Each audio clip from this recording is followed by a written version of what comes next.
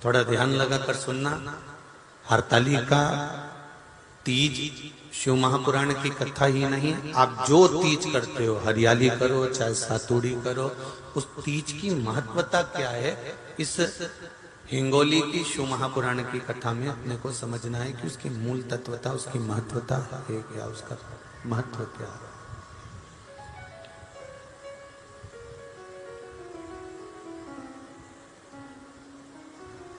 भगवान ब्रह्मा, भगवान विष्णु और भगवान शिव,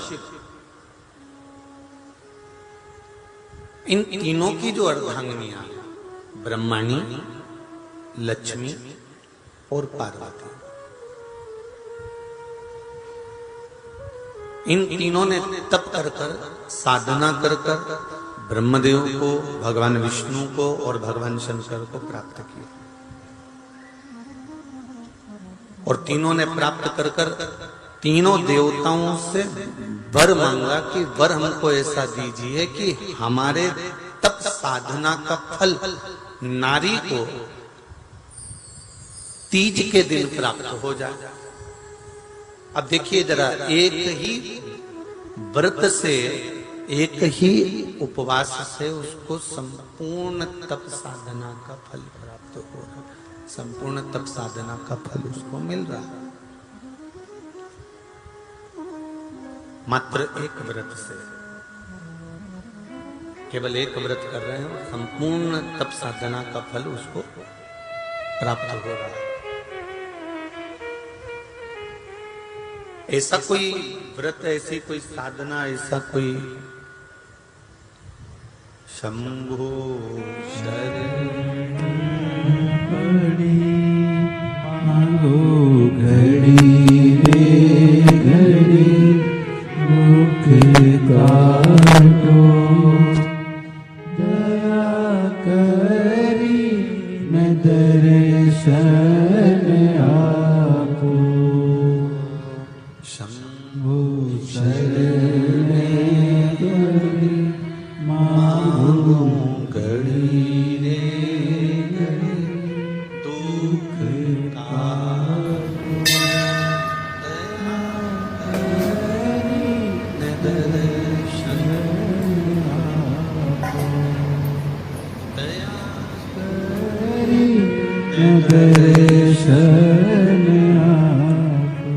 तो ब्रह्माणी ने ब्रह्मदेव से मांगा, लक्ष्मी जी ने भगवान विष्णु से मांगा, पार्वती जी ने भगवान शिव से मांगा कि ऐसा वर दे दीजिए जिस वर से एक ही व्रत करने से संपूर्ण फल की प्राप्ति हो जाए, संपूर्ण फल मिल जाए। ऐसा एक व्रत का फल दे दीजिए, मात्र एक व्रत का।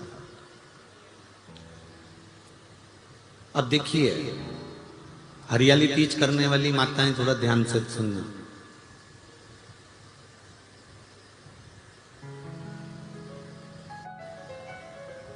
हरियाली तीज जब माताएं करती हैं तो एक हरियाली तीज, एक गणगौर की तीज, ये दो तीज के व्रत ऐसे होते हैं जिसमें जब माताएं करती हैं तो उस समय पर उमा, ब्रह्माणी और लक्ष्मी, इन तीनों की आराधना का फल उसको केवल एक व्रत से प्राप्त हो जाता। अब देखिए दूसरा, सातुड़ी तीज।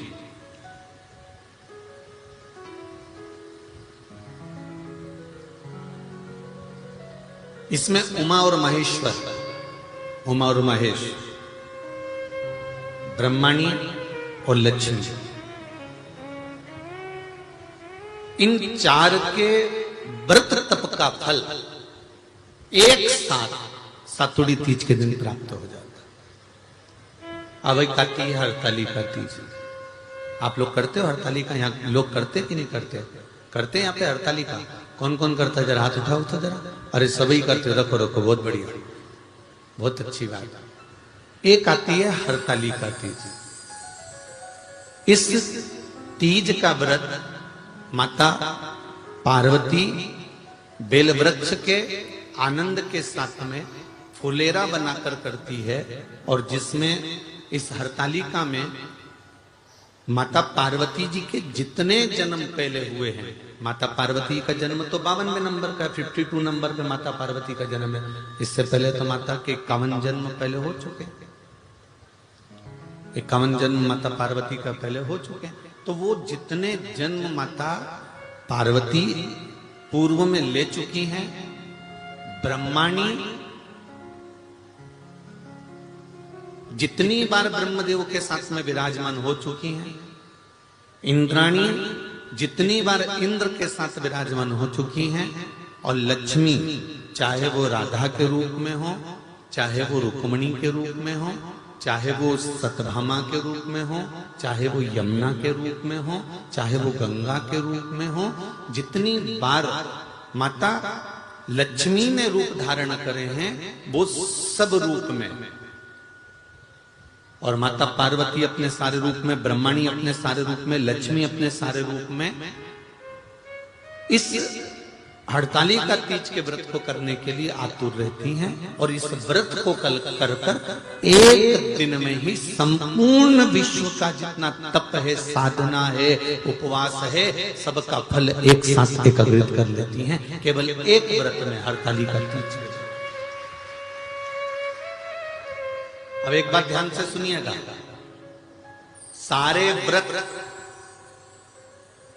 आपका अगर स्वास्थ्य खराब हो गया तो आप व्रत छोड़ सकते हो। जितने भी व्रत आप लोग कर रहे हैं पूर्व के, सोमवार, मंगलवार, एकादशी, छठ, पंचमी, चतुर्थी, अगर आपका स्वास्थ्य खराब है तो आप उस व्रत को छोड़ सकते हो, सारे व्रत को छोड़ सकते हो। पर तीज का जो व्रत होता है, हरतालिका जो व्रत होता है, ये व्रत एक बार लेने के बाद जब प्राण छूटते हैं तभी ये व्रत समाप्त होता है, अन्यथा बीच में ये व्रत समाप्त नहीं है।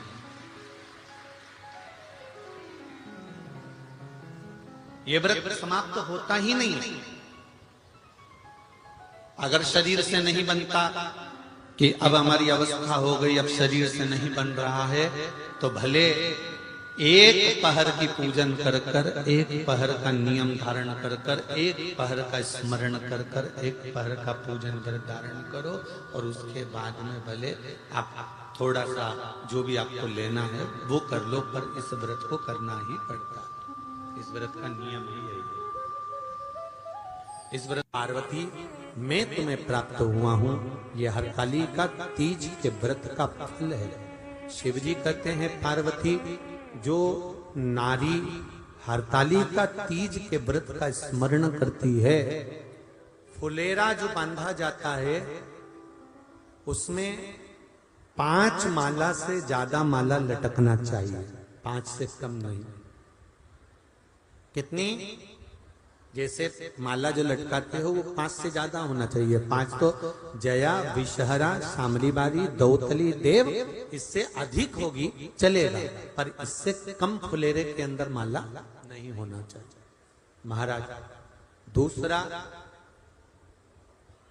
फुलेरा जहां हरतालिका व्रत हो वहीं पर बांधा जाता है। हरतालिका तीज का व्रत एक ऐसा व्रत होता है जो मरते दम तक रहता है। इस व्रत को छोड़ा नहीं जाता। ये नहीं कि सियोर वाले गुरुजी ने कहा और अपन ने एक बार कर लिया और अगली बार वो व्रत गायब हो गया, ऐसा नहीं होता।